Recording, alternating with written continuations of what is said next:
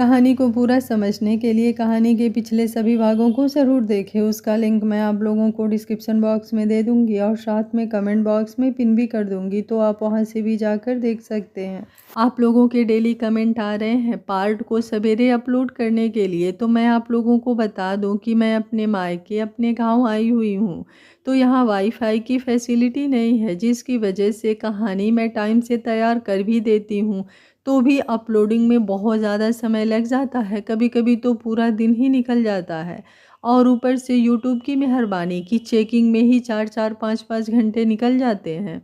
इस वजह से कहानी कभी भी अपलोड हो रही है क्योंकि कोई टाइम ही नहीं बन पा रहा है। उम्मीद करती हूँ आप लोगों को आप लोगों की बातों के जवाब मिल गए होंगे और मेरी भी प्रॉब्लम को आप लोग समझेंगे। मुझे भी आप लोगों से एक शिकायत है कि आप लोग कमेंट करने में और लाइक करने में आजकल बहुत ही ज़्यादा कंजूसी कर रहे हो।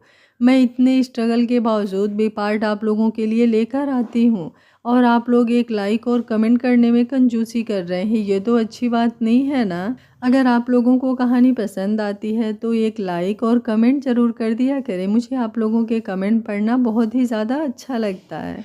रूहानी की बात सुनकर एहसास बड़े ही प्यार से बोला, तुम्हारे सीने के अंदर जो दिल है ना रूह, वो बेशक से तुम्हारे सीने में है, लेकिन उसकी धड़कनों पर मेरा हक है।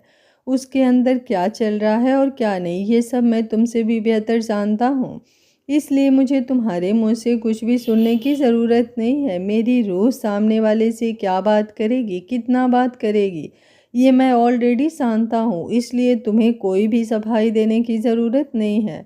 तुम बस ये बताओ कि तुमने खाना खाया। रूहानी ने तुरंत कहा, हाँ मैंने खा लिया, आप बताइए आपने खाया। एहसास मुस्कुराकर बोला, नहीं बस अभी खाने ही वाला हूँ। रूहानी एक बार फिर से बोली, मुझे डर लग रहा है एहसास, कहीं निष्कर्ष मुझे आपसे दूर तो नहीं ले जाएंगे ना।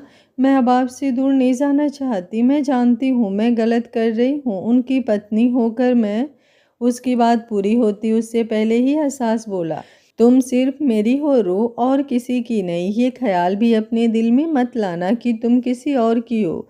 तुम पर सिर्फ और सिर्फ इस एहसास अरोड़ा का हक है, और रही बात निष्कर्ष की, तो वो तुम्हें मुझसे दूर नहीं लेकर जा सकता। तुम फिक्र मत करो, मैं देख लूँगा। अच्छा ये बताओ, आज शाम को डिनर पर बाहर चलोगी क्या? मैं घर तो नहीं लेने आ पाऊँगा, लेकिन गाड़ी भिजवा दूँगा, तुम खुद मेरे पास आ जाना। रूहानी हल्का सा मुस्कुरा कर बोली, जैसा आपको ठीक लगे एहसास। एहसास अब थोड़ा नॉटी होकर बोला, तुम ना बहुत बोरिंग हो रो। लोगों की बीवियां उन्हें फ़ोन करके स्पेशली किस देती हैं ताकि उनके हस्बैंड थोड़े चार्ज रहें, अपना काम अच्छे से करें, लेकिन तुम हो कि मुझे इधर उधर की फालतू बातें सुनाने के लिए कॉल कर रही हो। ये नहीं कि एक अच्छी सी किस दे दो ताकि मेरे अंदर थोड़ी सी एनर्जी आए और मैं अपना काम अच्छे से कर सकूं। उसकी बात सुनकर रूहानी हंसी और फिर उसने बड़े ही प्यार से एहसास को फ़ोन पर किस कर दिया। एहसास एक गहरी सांस लेकर बोला, ये हुई ना बात, अब देखना कैसे मैं अपना काम जल्दी जल्दी ख़त्म करता हूँ। तुम 7 बजे रेडी रहना, मैं गाड़ी भिजवा दूँगा। रूहानी मुस्कुराते हुए बोली, ठीक है। ये बोलकर उसने कॉल डिस्कनेक्ट कर दिया था और अब वो जल्दी से क्लोजेट की तरफ आई और देखने लगी कि वो आज रात को क्या पहने। एहसास ने अभी बस डिनर डेट प्लान किया था और वो एक्साइटमेंट से भर गई थी। कुछ देर बाद उसने एक प्यारी सी येलो कलर की साड़ी बाहर निकाली और बोली, हाँ ये सही रहेगी, वैसे भी एहसास को येलो कलर पसंद है। वहीं दूसरी तरफ निष्कर्ष ने अपना एक आदमी अब बड़ौदा मेंशन के बाहर भेज दिया। उसने उस आदमी को बोल दिया था कि जब भी रूहानी अकेली बाहर निकले उसे बस तुरंत उसे रिपोर्ट देनी है, उसके बाद का वो खुद संभाल लेगा। वहीं जब वो आदमी अरोड़ा मेंशन के बाहर पहुंचा तो एहसास के गार्ड्स को उस पर शक हुआ, क्योंकि वो आदमी काफ़ी बार उन लोगों की नज़रों में आ चुका था। अभी सिर्फ 1 घंटा भी नहीं हुआ था कि एहसास के गार्ड्स ने एहसास को कॉल करके सब बता दिया। सामने से एहसास मुस्कुराते हुए बोला, डोंट वरी, होगा कोई कुत्ता जो शेर के इलाके में घूमने आया होगा, लेकिन शेर अगर अपने इलाके में आए हुए शिकार को यूं ही जाने दे तो फिर वो शेर कैसा। उसकी बात सुनकर उसके गार्ड्स भी हैरान थे, लेकिन अब उनकी क्या मजाल जो वो एहसास से कोई सवाल कर पाए। एहसास ने कॉल डिस्कनेक्ट कर दिया तो वो भी शांत होकर बैठ गए। लेकिन इतना कन्फर्म था कि वो आदमी अंदर जाकर किसी को कोई नुकसान नहीं पहुंचा सकता था। तकरीबन 1-1.5 घंटा और बीत गया और अब 7 बजे रूहानी पूरी तरह से रेडी होकर अपने रूम में बैठी थी। तभी मानसी जी वहाँ पर आई। वो रूहानी से पूछने आई थी कि वो डिनर में क्या खाना पसंद करेगी, लेकिन जब उन्होंने रूहानी को ऐसे तैयार होता देखा तो वो हैरान रह गई। वहीं उन्हें देखकर रूहानी भी थोड़ा छेप गई थी। मानसी जी उसकी तरफ देखते हुए बोलीं, तुम एहसास के साथ कहीं बाहर जा रही हो क्या? रूहानी ने बस अपना चेहरा हल्का सा हाँ में हिला दिया। मानसी जी ने एक गहरी आह भरी और बोली, मुझे तुम दोनों को यूं रोमांस करते हुए देख मेरा तो खुद मन करने लगा है कि मैं भी एहसास के डैड के साथ कहीं घूमने निकल जाऊं। कितना वक्त हो गया है उनके साथ वक्त बिताए। उन्हें अपने बेटे से सीखना चाहिए कि रोमांस कैसे करते हैं। उनकी बातें सुनते हुए रूहानी शर्मा रही थी। मानसी जी अब उसके करीब आई और उसके गाल पर अपना हाथ रख कर बोली, बड़ी ही प्यारी लग रही हो, किसी की नज़र ना लगे।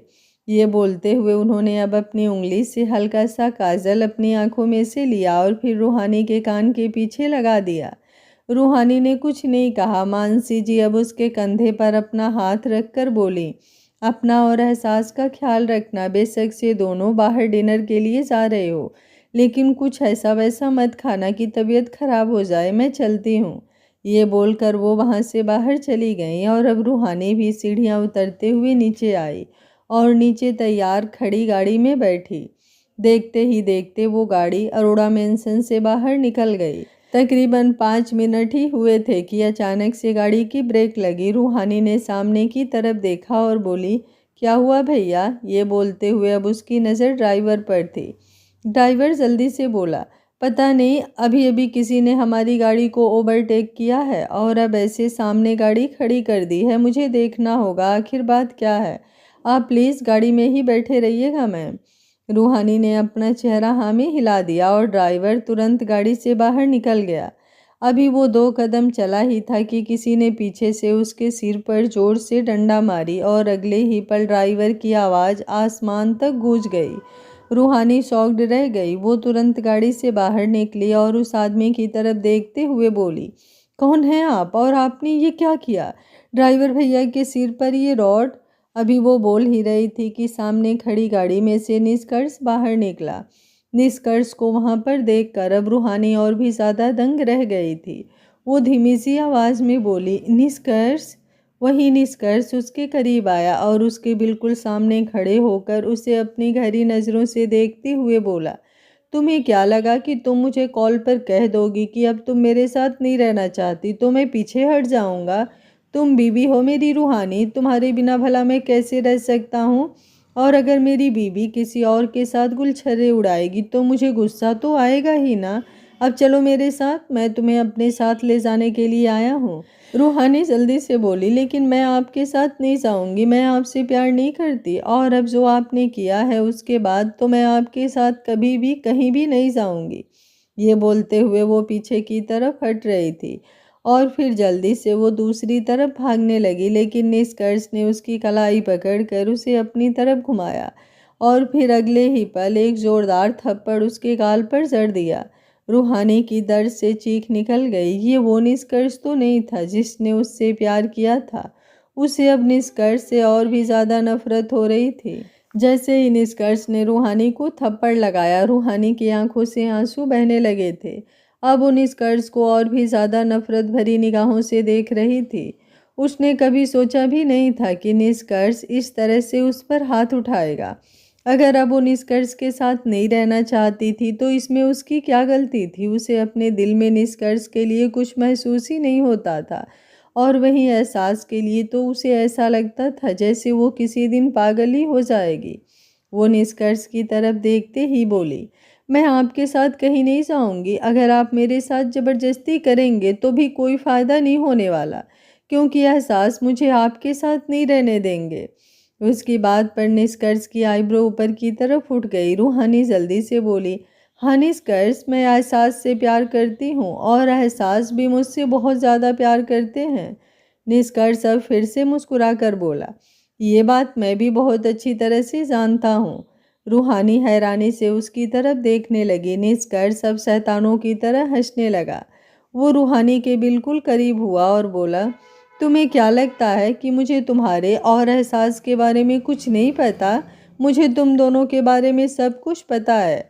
तुम जो उसके साथ उड़ रही हो ना, उसके बारे में भी मुझे सब कुछ पता है। लेकिन तुम्हें पता है, मैं बस सही मौके की तलाश कर रहा था। इतना तो मैं भी जानता हूँ कि एहसास तुम्हारे लिए पागल है। मुझे तो बस उसके पागलपन का फ़ायदा उठाना है। रूहानी हैरानी से बोली, कैसा कैसा फ़ायदा निष्कर्ष? निष्कर्ष अब एक बार फिर से हंसा और बोला, मुझे तुमसे कोई लेना देना नहीं है। अरे तुम जैसी ना जाने कितनी मेरी ज़िंदगी में और आ जाएंगी। लेकिन मुझे चाहिए पैसा, इतना पैसा कि मुझे कभी किसी चीज़ की कमी ना हो। और मुझे वो पैसा सिर्फ और सिर्फ एक इंसान दे सकता है, और वो है एहसास अरोड़ा। लेकिन अब वो सामने से तो मुझे पैसे देगा नहीं। अगर मैं उसके पास जाऊंगा, उससे पैसे मांगूंगा जैसे तुमने उससे मेरे लिए मांगे थे, तुम्हें तो उसने पैसे दे दिए, लेकिन मुझे थोड़ी ना देगा। इतना बेवकूफ़ नहीं है वो। लेकिन अगर उसे पता चलेगा कि उसकी प्यारी रूह की जान मेरी मुट्ठी में है, तो वो पैसा क्या अपनी जान देने को भी आ जाएगा। उसकी बात पर रूहानी के पैरों तले ज़मीन खिसक गई। वो जल्दी से बोली, मैं ऐसा कभी नहीं होने दूंगी। आप मुझे हथियार बनाकर एहसास को इमोशनल ब्लैकमेल नहीं कर सकते। आप उनसे कुछ नहीं ले सकते। उसकी बात पर अब निष्कर्ष उसके और भी ज़्यादा करीब हुआ और उसके सिर पर अपना हाथ रखकर उसके बालों को कसकर मुट्ठी में जकड़ते हुए बोला, और ये डिसाइड करने वाली तुम कौन होती हो? तुम तो बस एक मोहरा हो माय डियर वाइफी। मुझे जो करना है वो तो मैं करके ही रहूँगा। ये बोलकर अब उसने उसे घसीटते हुए गाड़ी की तरफ लेकर जाना शुरू कर दिया। रूहानी खुद को छुड़ाने की पूरी कोशिश कर रही थी। वो पीछे की तरफ हो रही थी, लेकिन निष्कर्ष ने उसे धक्का देते हुए गाड़ी में धकेला और फिर खुद भी जल्दी से गाड़ी में बैठ गया। अगले ही पल ड्राइवर ने गाड़ी स्टार्ट की और वो लोग वहां से निकल गए। रूहानी पूरे रास्ते निष्कर्ष को खुद से दूर करने की कोशिश कर रही थी, लेकिन निष्कर्ष ने उसे हाथों से पकड़ा हुआ था ताकि गाड़ी में रूहानी कोई सीन क्रिएट ना करे। और कुछ देर बाद उनकी गाड़ी एक कंस्ट्रक्शन साइट पर आकर रुकी, जो दूर दूर तक बिल्कुल खाली थी। वहां पर कंस्ट्रक्शन का काम चल रहा था। सामने की तरफ मशीनें भी रखी हुई थी, लेकिन अभी रात का वक्त हो चला था तो वहाँ कोई भी नहीं था। खुद को निष्कर्ष के साथ ऐसी जगह पर देखकर रूहानी की डर से हालत खराब हो रही थी। वो बस एहसास के बारे में सोच रही थी कि एहसास उसे लेने कब आएगा। तभी निष्कर्ष उसके एक्सप्रेशंस देखकर बोला, डोंट वरी, मैं तुम्हें कोई नुकसान नहीं पहुंचाने वाला। तुम्हारे साथ मैं ऑलरेडी इतनी बार इतना सब कुछ कर चुका हूँ कि मुझे अब तुम में खास इंटरेस्ट नहीं है। बल्कि अगर तुम चाहो तो हम टाइम स्पेंड करने के लिए कुछ कर सकते हैं। ये बोलते हुए वो रूहानी को बेशर्मी भरी नज़रों से देख रहा था। रूहानी उसके सामने खड़ी डर से कांप रही थी। निष्कर्ष उसकी तरफ देखते हुए बोला, डोंट वरी, तुम्हारा वो एहसास तुम्हें लेने बहुत जल्दी आएगा। लेकिन शर्त इतनी है कि उसे अपने साथ अपनी प्रॉपर्टी के पेपर्स लाने पड़ेंगे। अब उसे सपना तो आएगा नहीं कि तुम मेरी कैद में हो और वो तुम्हें मेरी कैद से लेने आए, इसलिए मुझे उसे कॉल करके इन्फॉर्म तो करना पड़ेगा। इसलिए तुम यहाँ अच्छे से आराम करो। ये बोलते हुए उसने अब रूहानी का हाथ पकड़कर उसे एक चेयर पर बिठा दिया। रूहानी जल्दी से बोली, छोड़िए मुझे निष्कर्ष, वरना आप बहुत पछताएंगे। निष्कर्ष हंसकर बोला, पछताई तो तुम भी मेरे साथ रिलेशनशिप में आकर, और देखो तुम तो भूल भी गई हो कि मैंने तुम्हारा हाल क्या किया था। उसकी बात पर रूहानी के चेहरे पर सवालिया एक्सप्रेशंस आ गए। निष्कर्ष जल्दी से बोला, अब ये सारी बातें तो तुम्हें याद नहीं होगी। कोई बात नहीं, मैं तुम्हें याद दिला दूंगा, लेकिन पहले मुझे तुम्हारे औसिक को कॉल करने दो। ये बोलते हुए उसने अपनी पॉकेट से अपना फ़ोन निकाला और फिर एहसास को कॉल लगा दिया। वहीं दूसरी तरफ एहसास इस वक्त गाड़ी ड्राइव कर रहा था। जैसे ही उसने निष्कर्ष का कॉल रिसीव किया, सामने से निष्कर्ष बोला, अपनी रूह के पास जा रहे होगे ना तुम? एहसास हैरानी से बोला, मतलब? निष्कर्ष हंसकर बोला, अब मतलब तुम्हें तो मैं क्या ही बताऊं। इस वक्त तुम्हारा दिल बहुत जोरों से धड़क रहा होगा ना, ये सोच सोच कर कि अपनी रूह के साथ अपना पर्सनल टाइम स्पेंड करोगे। मुझसे तो तुमने उसे दूर कर ही दिया है। अब तुम उसके साथ अपनी ज़िंदगी में आगे बढ़ोगे, उससे शादी करोगे, बच्चे पैदा करोगे, तो तुम्हें जो करना है तुम करना। एहसास सरोड़ा, मुझे कोई प्रॉब्लम नहीं है। एहसास एक गहरी सांस लेकर बोला, जो चाहते हो वो बताओ, मेरे पास तुम पर बर्बाद करने के लिए फालतू वक्त नहीं है। अगर कुत्ते को हड्डी चाहिए तो वो भौंक कर बताए, वरना मैं काल रखूं। उसकी बात सुनकर निष्कर्ष का चेहरा गुस्से से कांपने लगा था। वो तुरंत बोला, ये कुत्ता हड्डी चाहिए तो वो भौंक कर नहीं बताता, बल्कि ज़बरदस्ती मालिक से हड्डी छीन भी सकता है। तुम डिनर डेट के लिए अपनी रूह के पास जा रहे हो, लेकिन पहले कन्फर्म कर लो कि तुम्हारी रूह है कहाँ पर। एहसास हैरानी से बोला, मतलब कहना क्या चाहते हो? देखो, अगर तुमने मेरी रूह को जरा सी भी नुकसान पहुंचाया तो मैं छोड़ूंगा नहीं तुम्हें। निष्कर्ष हंसकर बोला, अरे तुम तो मुझे धमकियां देने पर आ गए। मुझे तुम्हारी धमकियां नहीं चाहिए। मुझे जो चाहिए तुम बस मुझे वो दे दो और अपनी रूह को ले जाओ। वैसे भी मुझे तुम्हारी रूह नहीं चाहिए, मुझे तो तुम्हारी प्रॉपर्टी चाहिए, वो भी सारी की सारी। एहसास ने एक गहरी सांस लेकर कहा, ओके फाइन, बताओ मुझे कहाँ आना है। सामने से निष्कर्ष हैरानी से बोला, इतनी जल्दी मान गए तुम? लगता है अपनी रूह से बहुत प्यार करते हो। ये बोलते हुए अब उसने फ़ोन स्पीकर पर लगा दिया था। रूहानी का दिल ऑलरेडी बहुत ज़्यादा धक धक कर रहा था। अब उसके कानों में एहसास की आवाज़ सुनाई दी, अपनी रूह के लिए अपनी प्रॉपर्टी तो क्या, मैं अपनी जान भी दांव पर लगा दूँ। तुम बस मुझे ये बताओ कि मुझे आना कहाँ पर है। प्रॉपर्टी के पेपर्स तुमने बनवा लिए हैं या फिर मुझे बनवाने पड़ेंगे? निष्कर्ष मुस्कुराते हुए बोला, अब मैं तुम्हें इतना भी कष्ट नहीं दे सकता। तुम बस पुराने प्लाजा में जो नई बिल्डिंग बन रही है वहाँ पर आ जाओ। प्रॉपर्टी के पेपर्स भी तुम्हें यहीं मिल जाएंगे और तुम्हारी रूह भी। और खबरदार, अगर तुमने ज़्यादा ओवर स्मार्ट बनने की कोशिश की तो निष्कर्ष क्या चीज़ है और क्या नहीं, ये मैं तुम्हें अच्छे से समझा दूंगा। उसकी बात पर एहसास ने कोई जवाब नहीं दिया, बस कॉल डिस्कनेक्ट कर दिया। निष्कर्ष हैरानी से अपने फ़ोन की तरफ देखने लगा। रूहानी की आंखों में आंसू आ गए थे। उसकी वजह से निष्कर्ष उससे उसकी सारी प्रॉपर्टी छीन लेगा, ये सोचकर ही उसकी जान निकल रही थी। निष्कर्ष उसकी तरफ देखते हुए बोला, यू नो वाट, निष्कर्ष ने अपनी लाइफ में बहुत सारी गलतियां की हैं, लेकिन अब पुरानी गलतियों से वो बहुत कुछ सीख चुका है।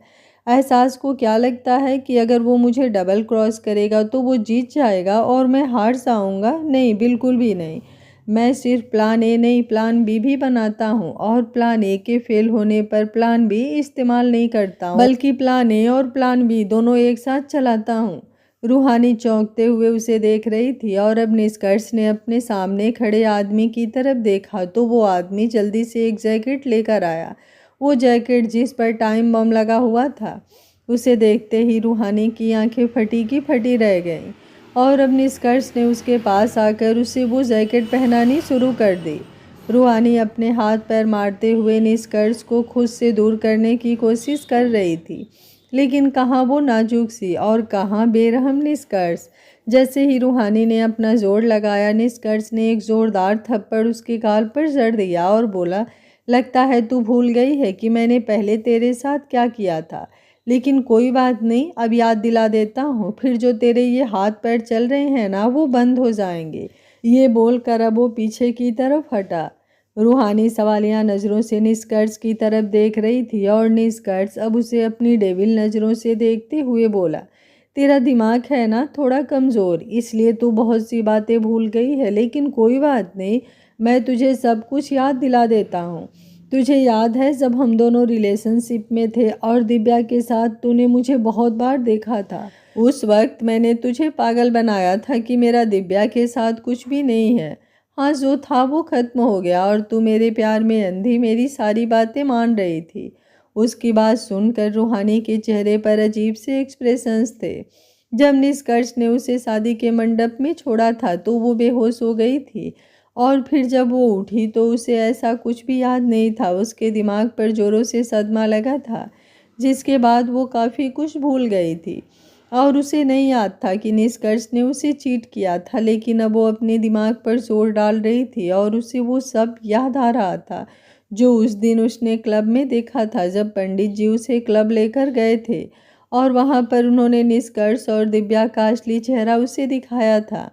उसके एक्सप्रेशंस बदलते हुए देख निष्कर्ष हंसा और बोला, लगता है तुझे कुछ कुछ चीज़ें याद आ रही है।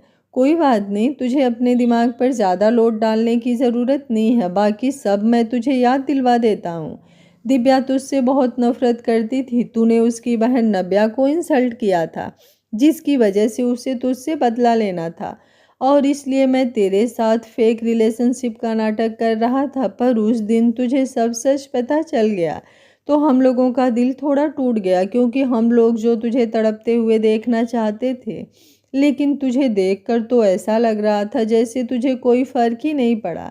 इसलिए फिर हमने दोबारा से तुझे अपने जाल में फंसाया। मैं फिर से तेरे साथ रिलेशनशिप का नाटक करने लगा, और देख उस नाटक में मेरा कितना फ़ायदा होता था। मुझे पैसे भी मिलते थे, तूने मुझे अपनी सारी ज्वेलरी भी दी, और फिर उसके साथ साथ वो सब भी जो मैं तुझसे चाहता था। ये बोलते हुए वो रूहानी के बदन को बड़ी ही बेशर्मी भरी नज़रों से देख रहा था। रूहानी को ये बात अच्छे से याद थी कि उसके निष्कर्ष के साथ फिजिकल रिलेशंस भी थे। वो ये बात नहीं भूली थी, और वो अपनी बॉडी में ये सब कुछ चीज़ें फील भी कर सकती थी। निष्कर्ष अब एक बार फिर से बोला, और फिर शुरू हुआ हमारा खेला। मैं ड्रामा करता गया, और फिर एक पॉइंट पर आकर मैंने तुझे कहा कि हम शादी करते हैं, और तू तो पहले ही मेरे लिए पागल थी, तुरंत शादी के लिए मान गई। मैं तुझे मंडप तक भी लेकर आया, तुझे मंदिर में बुलाया, लेकिन वहाँ आकर मैंने तेरा दिल तोड़ दिया। तू मेरे सामने किसी पंछी की तरह फड़फड़ा रही थी, गिड़गिड़ा रही थी, और तुझे देखकर हम दोनों को कितना सुकून मिल रहा था, हम बता नहीं सकते थे। तू किसी भिखारी की तरह मुझसे मेरे प्यार की भीख मांग रही थी, और मैं तुझे तड़पता हुआ देख उस मंडप में छोड़कर दिव्या के साथ वहाँ से बाहर निकल गया था। लेकिन पता नहीं वहाँ पर तेरे साथ ऐसा क्या हुआ और क्या नहीं, जो तू साला दिमाग से पंचर हो गई। मुझे तो उसके बाद तेरे साथ कोई लिंक रखना ही नहीं था, इसलिए मैंने कभी तुझ पर ध्यान दिया ही नहीं, कभी तेरे बारे में कुछ पता लगाने की कोशिश ही नहीं की। लेकिन एक दिन मुझे तू एहसास अरोड़ा के साथ नज़र आई, वहाँ पर तुझे पागलों की तरह बिहेव करते हुए देखा, तो ऐसा लगा जैसे मेरे हाथ सोने की अंडे देने वाली मुर्गी लग गई। अब भला उस मुर्गी से अंडे निकाले बिना मैं कैसे रह सकता था। सोचा तो यही था कि तेरे ज़रिए उस एहसास से करोड़ों कमाऊंगा, लेकिन तूने तो दूसरी बार में ही मना कर दिया, मेरे अरमानों पर पानी फेर दिया। तो अब मुझे मजबूरन ये सब करना पड़ा। अब वो एहसास अरोड़ा अपनी सारी प्रॉपर्टी मुझे देने के लिए यहाँ पर आ रहा है। उसकी बातें सुनते हुए रूहानी की आंखों से आंसू बह रहे थे।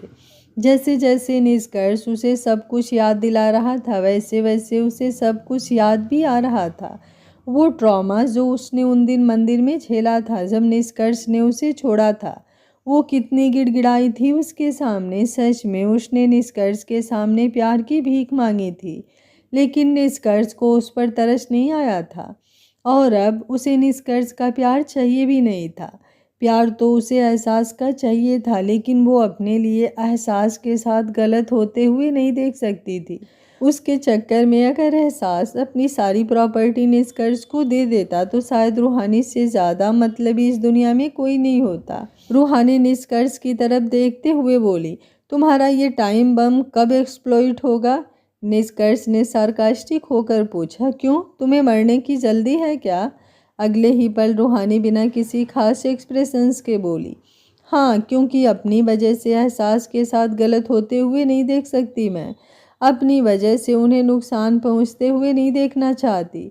मेरी वजह से उन्हें अपना सब कुछ दांव पर लगाना पड़े, इससे अच्छा तो यही है कि मैं इस दुनिया से चली जाऊं। इसलिए तुम्हें जो करना है तुम करो, मुझे एक बार में क्या, बेशक से 1000 बार मार दो, लेकिन तुम एहसास को कोई नुकसान नहीं पहुंचा सकते। मुझे इस दुनिया से जाना मंजूर है, लेकिन एहसास को तकलीफ उसकी बात पूरी होती उससे पहले ही वहाँ पर एहसास की आवाज़ गूंजी, और तुम्हारे बिना मैं इस दुनिया में करूँगा क्या? रूह, क्या इस बारे में तुमने कुछ सोचा है? एहसास की आवाज़ सुनकर रूहानी ने सामने की तरफ देखा, जहाँ से एहसास उन दोनों की तरफ ही आ रहा था।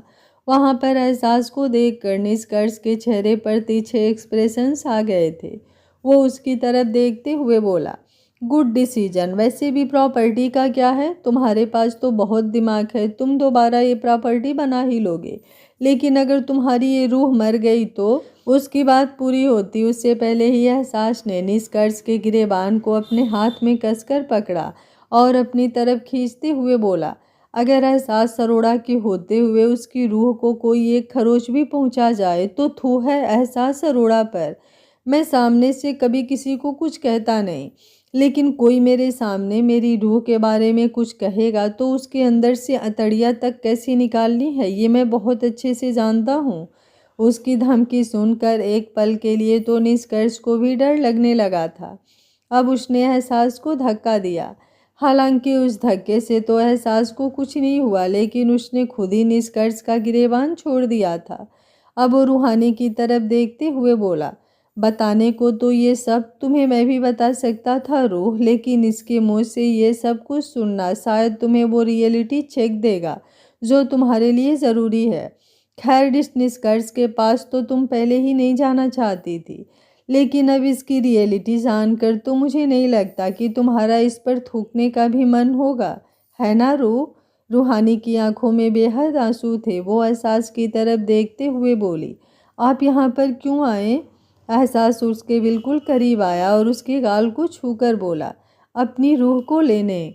रूहानी ने अपने ऊपर पहनी उस जैकेट की तरफ देखते हुए कहा, लेकिन ये टाइम बॉम्ब?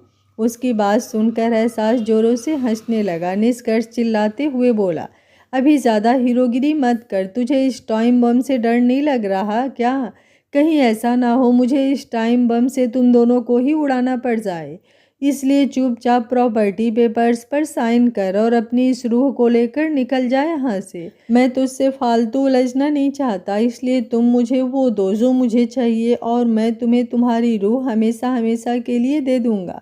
उसकी बात पर एहसास तिरछा मुस्कुराया और बोला, औकात तेरी मेरे सामने खड़े होने की भी नहीं है और तू मुझे मेरी रूह देगा?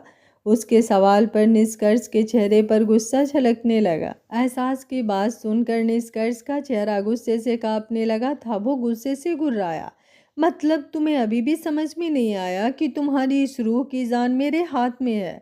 एक पल नहीं लगेगा मुझे रिमोट से इसे उड़ाने में और तुम मेरे सामने अभी भी एटीट्यूड दिखा रहे हो। लगता है मुझे तुम्हें ट्रेलर दिखाना ही पड़ेगा। अभी वो बोल ही रहा था कि एहसास उसके करीब आ गया। निष्कर्ष ने एहसास को डराने के लिए अपनी पॉकेट से रिमोट निकाल कर अपने हाथ में ले लिया था। रूहानी के सीने पर जो जैकेट थी उसमें जो टाइम बम लगा था उसमें टाइम तो फिट किया ही हुआ था, लेकिन उसके साथ साथ निष्कर्ष के पास रिमोट भी था। वो कभी भी उस बम को ब्लास्ट करवा सकता था। एहसास को वो रिमोट दिखाते हुए निष्कर्ष के चेहरे पर एटीट्यूड झलक रहा था, लेकिन अब जब एहसास उसके बिल्कुल करीब आ गया तो उसे एक अजीब सा डर लगने लगा। एहसास उसके बिल्कुल पास आकर उसे अपनी गहरी नज़रों से देख रहा था और अब एहसास उसकी आंखों में आंखें डालकर बोला, एक काम करो, तुम मुझे ट्रेलर का पूरी मूवी ही दिखा दो। अभी इसी वक्त इस रिमोट का बटन दबा दो ताकि मैं अच्छे से मूवी एंजॉय कर सकूं। उसकी बात पर रूहानी की आंखें बड़ी हो गई थी, लेकिन वो जानती थी कि उसका एहसास उसे एक खरोच भी नहीं आने दे सकता। मरना तो दूर की बात, अगर एहसास ऐसा वैसा कुछ बोल रहा है तो ज़रूर उसने कुछ सोचा होगा। निष्कर्ष उसकी तरफ देखते हुए बोला, तू पागल हो गया है क्या? अभी तक तो तू बोल रहा था कि तू अपनी रूह से बहुत प्यार करता है, और अब क्या हुआ? अब प्रॉपर्टी के नाम पर फट गई तेरी? अब तुझे रूह नहीं चाहिए या फिर वो सब दिखावा था, वो सब ढोंग था? तेरी वजह से मैंने इतना सब कुछ किया और अब तू पीछे नहीं हट सकता। तुझे अपनी प्रॉपर्टी तो मुझे देनी ही पड़ेगी। चुपचाप इन पेपर्स पर साइन कर और अपनी रूह को लेकर निकल जा यहाँ से, वरना मैं सच में रिमोट का बटन दबा दूंगा। एहसास अब थोड़ा सार्कास्टिक होकर बोला, मुझे तो लगता है ये तेरा खुद का रिमोट ढीला है, वहाँ के बटन भी खराब हैं। मैं तो तुझे बोल रहा हूँ कि तू बटन दबा दे। तू बार बार मुझे बस धमकी क्या दे रहा है? ले, अगर तुझसे नहीं दबाया जाता तो मैं खुद दबा देता हूँ। ये बोलकर उसने एक झटके में निष्कर्ष के हाथों से वो रिमोट ले लिया। निष्कर्ष जोरों से चिल्लाया, अरे पागल है क्या, वो मर जाएगी। ये बोलते बोलते वो एकदम से चुप हो गया। एहसास ने रिमोट का बटन दबा दिया था, लेकिन रूहानी को कुछ नहीं हुआ। और एक नहीं, एहसास ने वहाँ पर जो 2-3 बटन थे वो सारे दबा दिए थे। अब निष्कर्ष के पैरों तले ज़मीन खिसक गई थी। एहसास ने वापस निष्कर्ष की तरफ देखा और बोला, तेरा रिमोट भी तेरी तरह ढीला ही निकला। ये बोलकर वो सार्कास्टिक वे में हंसने लगा था। रूहानी के चेहरे पर लंबी सी स्माइल थी। जानती तो वो पहले से ही थी कि उसके एहसास के होते हुए उसे जरा सी तकलीफ भी नहीं हो सकती। ऐसे कैसे निष्कर्ष उसकी जान ले लेगा, लेकिन अब तो उसे उसके एहसास पर और भी ज़्यादा प्राउड फील हो रहा था। उसकी आंखों में आंसू थे। उसे अब सब कुछ याद आ गया था जो निष्कर्ष ने उसके साथ किया। निष्कर्ष जब उसे वो सब बोल रहा था तो वो सब उसके दिमाग में हिट कर रहा था और वो समझ गई थी कि कैसे वो पागलों की तरह निष्कर्ष को अपने साथ इमेजिन किया करती थी। और ऐसे में ही एहसास ने उसे देखा था। एहसास ना जाने उसके बारे में क्या ही सोचता होगा। जब पूरी दुनिया उसे पागल समझती थी तो एहसास को भी क्या फील होता होगा। लेकिन उसके एहसास और पूरी दुनिया में यही तो फ़र्क है कि पूरी दुनिया उसे पागल समझती थी और उसका एहसास उसे प्यार में पागल समझता था, जिसे वो अब अपना बनाना चाहता था। निष्कर्ष एहसास की तरफ देखते हुए बोला, मतलब तुमने मुझे अपने जाल में फंसाया? एहसास हल्का सा मुस्कुराया और बोला, नहीं, मैंने कुछ नहीं किया। तुम जैसे लोगों पर मैं अपना टाइम वेस्ट नहीं करता हूँ। तुम खुद मेरे जाल में फंसे हो निष्कर्ष। और तुम्हें पता है, तुम जिस जाल में फंसे हो ना, तुम वहाँ से पूरी ज़िंदगी नहीं निकल पाओगे। ये बोलते हुए अब उसकी आवाज़ बेहद डेंजरस हो गई थी। निष्कर्ष की सांसें फूलने लगी थी। वो तुरंत बोला, तुम मेरा कुछ नहीं बिगाड़ सकते। मैंने जो किया है वो कोई क्राइम नहीं है जिसके लिए तुम मुझे सज़ा दोगे। अगर कोई खुद ब खुद मेरे लिए पागल हो गया है तो अब इसमें मेरी क्या ही गलती है। ये बोलते हुए वो अपना पल्ला झाड़ने की कोशिश कर रहा था कि उसने तो रूहानी के साथ कुछ गलत नहीं किया है। एहसास उसकी बात पर फीका सा मुस्कुराया और पीछे हटते हुए निष्कर्ष को एक बार फिर से करीब होकर इस बार उसने उसकी कलाई को पकड़ लिया। निष्कर्ष उसकी तरफ देखते हुए बोला, क्या कर रहे हो तुम? जाओ, जाकर अपनी रूह का हाथ पकड़ो। मेरा हाथ छोड़ो, मुझे यहाँ से जाना है। उसकी इस बात पर एहसास हंसा और बोला, मैं तो बस तुम्हें रियलिटी चेक दे रहा हूँ कि तुमने क्या क्राइम किया है और क्या नहीं। डोंट वरी, इसके अलावा मैं तुम्हारे साथ कुछ नहीं करूँगा, क्योंकि मैं अब भी तुम पर अपना टाइम वेस्ट नहीं करूँगा। तुम्हें तो पता है ना, आज मैं अपनी रूह को डिनर डेट पर लेकर जाने वाला हूँ, तो तुम पर अपना टाइम मैं कैसे वेस्ट कर सकता हूँ? ये बोलकर अब उसने निष्कर्ष की कलाई को कसकर मरोड़ दिया। निष्कर्ष की दर्द से चीख निकल गई। एहसास ने उसकी चीख सुनी जो बहुत ज़्यादा तेज थी और अब उसने एक बार फिर से उसकी कलाई को बुरी तरह मरोड़ दिया। इस बार निष्कर्ष और भी ज़्यादा ज़ोरों से चिल्लाया और दर्द से तड़पते हुए बोला, छोड़ो मुझे, मुझे दर्द हो रहा है। एहसास दांत पीसते हुए बोला, मेरी रूह को भी ऐसे ही दर्द हुआ होगा जब तूने उसका दिल तोड़ा होगा। तेरा दर्द बदन का था तो तुझे चिल्लाना आ रहा है, लेकिन मेरी रूह, जब तूने उसका दिल तोड़ा होगा तो वो चिल्ला भी नहीं पाई होगी। अगर चिल्लाती तो शायद उसकी तकलीफ़ बाहर निकल जाती, लेकिन उसकी तकलीफ़ उसके दिल के अंदर रही और वो तकलीफ़ कब उसका पागलपन बन गई उसे पता भी नहीं चला। ना जाने कितने वक्त वो तुझे ख्यालों में इमेजिन करती रही। तुझे पता है, जब मैं पहली बार उससे मिला था ना, तो वो तेरे लिए शर्ट खरीद रही थी। मैंने आज तक अपनी ज़िंदगी में जितनी भी लड़कियां देखी हैं ना, सब पैसों की भूखी देखी है। जो लड़कों के पैसों पर अपने लिए शॉपिंग करती हैं, लेकिन उसके बातों बातों में जिक्र किया था कि उसने एक एक पाई जोड़कर पैसे इकट्ठे किए हैं और तेरे लिए शर्ट खरीदी है। मैं हैरान था कि ऐसी भी लड़कियां होती हैं क्या। फिर उसके बारे में और जानने को मिला और जब मुझे पता चला कि जिसके लिए उसने वो शर्ट खरीदी है वो शर्ट पहनने वाला है ही नहीं, तो तू सोच नहीं सकता मुझे उसके लिए कितना बुरा लगा। लेकिन अब मुझे अच्छा लग रहा है ये सोच कर कि थैंक गॉड तू नहीं था, क्योंकि अगर तू होता तो मेरी रूह मेरे लिए कैसे होती। अब वो पूरी तरह से मेरी है। ये बोलकर अब उसने एक बार फिर से निष्कर्ष की कलाई को मरोड़ दिया। निष्कर्ष का दूसरा हाथ खुद ब खुद काँप रहा था और जो हाथ एहसास के हाथ में था वो तो दर्द से बिल्कुल सुन्न हो गया था। एहसास की बातें सुनकर रिहानी की आंखों में भी नमी थी। एहसास एक बार फिर से निष्कर्ष की तरफ देखते हुए बोला, कितना प्यार करती थी वो तुझे, लेकिन तूने उसके प्यार की वैल्यू नहीं की। उसे शादी का झांसा देकर उसके साथ रिलेशंस बनाए, और तू कहता है कि तूने कोई क्राइम नहीं किया।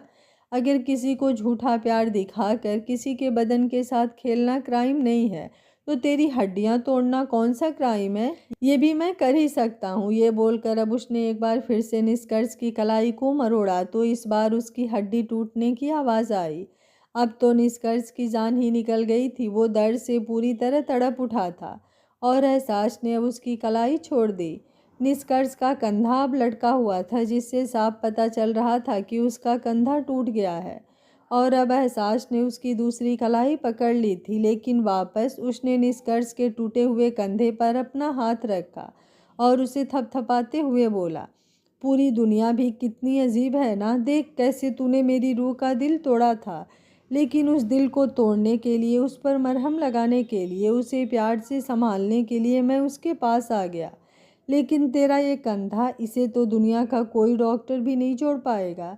ये बोलकर उसने जोर से उसके कंधे को दबाया और फिर उसकी दूसरी कलाई भी एक साथ मरोड़ दी। तो निष्कर्ष को ऐसा लगा जैसे किसी ने 100 खंजर एक साथ उसके बदन पर चला दिए हों। वो दर्द से लगातार चिल्ला रहा था। उसके चिल्लाने की आवाज़ उस कंस्ट्रक्शन साइट पर लगातार गूंज रही थी। उसकी आंखों से आंसू, नाक से पानी, होठों से लार, सब कुछ एक साथ बाहर निकल रहा था। और अब तो उसे खून की उल्टी भी हो गई। उसका ये हाल देखकर एहसास ने एक झटके से उसे छोड़ा और फिर चुटकी बजाई। वो निष्कर्ष की तरफ देखते हुए बोला, चलो मान लेते हैं कि तूने कोई क्राइम नहीं किया। दिल तोड़ना कौन सा क्राइम होता है, तो तुझे सज़ा नहीं मिलनी चाहिए। लेकिन जो धोखाधड़ी तूने लोगों के साथ की है, पूरी 30 कंपनी के साथ फ्रॉड किया, 40 लोगों से कर्जा लिया जो कभी वापस ही नहीं दिया, और कितनी ही ऐसी इलीगल एक्टिविटीज़ जो तुझे कम से कम 15-20 सालों की सज़ा तो दिलवाएगी ही। और एक का तो तूने रेप भी किया था ना। उसकी बात सुनकर निष्कर्ष हैरानी से उसकी तरफ देख रहा था। उसकी हालत खराब थी, लेकिन वो फिर भी पूरी हिम्मत करते हुए बोला, लेकिन तुम्हारे पास कोई प्रूफ नहीं है। ये बोलते बोलते वो खुद ही चुप हो गया था, क्योंकि उसके सामने दिव्या खड़ी थी, वो सबूत जिसे निष्कर्ष झुठला नहीं सकता था। दिव्या निष्कर्ष के बारे में सब जानती थी, कहाँ कहाँ उसने किससे फ्रॉड किया, और वो रेप वाली लड़की कोई और नहीं दिव्या होने वाली थी, क्योंकि दिव्या ही निष्कर्ष के अगेंस्ट कंप्लेन करने वाली थी, उस पर रेप का इल्ज़ाम लगाने वाली थी। दिव्या को अपने सामने देखकर निष्कर्ष के होश उड़ चुके थे। दिव्या अब एहसास की तरफ देखते हुए बोली, गलतियां तो मैंने भी बहुत की है, अगर तुम चाहो तो मुझे सज़ा दे सकते हो। एहसास ने उसकी तरफ देखा और बोला, मन तो बहुत है, लेकिन इट्स ओके। ये बोलते हुए उसके लहजे में एक अलग ही सातिरपना था, जैसे बेशक से वो अभी दिव्या को इट्स ओके बोल रहा है, लेकिन कल को दिव्या के साथ क्या होना है और क्या नहीं, ये भी उसने सोच रखा हो। एहसास ने अब रूहानी की तरफ देखा। वो अपनी आंखों में आंसू लिए उसकी तरफ ही देख रही थी, और इस वक्त वहां पर पुलिस की गाड़ी भी आई। इंस्पेक्टर गाड़ी से निकले और तुरंत अपने स्टाफ के साथ निष्कर्ष की तरफ बढ़ गए। एहसास ने ऑलरेडी उन्हें कॉल किया हुआ था, और अब वो लोग निष्कर्ष को घसीटते हुए अपने साथ लेकर जा रहे थे। निष्कर्ष जोरों से चिल्ला रहा था, उसका कंधा टूटा हुआ था और उन लोगों ने उसे कंधे से ही पकड़ा हुआ था। वो गुस्से भरी निगाहों से एहसास की तरफ देखते हुए बोला, तुम्हें मैं नहीं छोड़ूंगा। तुमने जो मुझे अपने जाल में फंसाया है, तुम देखना एक दिन तुम अपने इस किए पर बहुत पछताओगे। और तुम, ये बोलते हुए अब उसने दिव्या की तरफ देखा और बोला, तुम्हारे जैसी मक्कार और धोखेबाज लड़की मैंने अपनी ज़िंदगी में नहीं देखी। पहले मुझे खा गई और अब इसकी चाट रही है। उसकी बकवास सुनकर दिव्या ने तुरंत अपना चेहरा दूसरी तरफ घुमा लिया था। पुलिस वाले निष्कर्ष को वहां से ले गए और उसके बाद दिव्या भी तुरंत वहां से चली गई। एहसास अब रूहानी की तरफ आया और रूहानी के हाथ पैर खोल रहा था, और रूहानी सिसकते हुए ही उसे देख रही थी। अब रूहानी को एहसास से नज़रें मिलाने में भी एक अलग ही हिचकिचाहट सी महसूस हो रही थी। वो सोच रही थी, पता नहीं एहसास उसके बारे में क्या ही सोच रहा होगा, कि वो कोई पागल है जो यूं ही किसी इंसान को इमेजिन करते हुए उसके साथ रह रही थी, जबकि निष्कर्ष तो उसके साथ था ही नहीं। आज का पार्ट आप लोगों को कैसा लगा कमेंट बॉक्स में अपनी राय ज़रूर दीजिएगा। कहानी अच्छी लग रही है तो वीडियो को एक लाइक ज़रूर करिएगा। Thank you for watching. मिलते हैं कहानी के अगले भाग में। तब तक स्वस्थ रहिए, मस्त रहिए, अपना ख्याल रखते रहिए।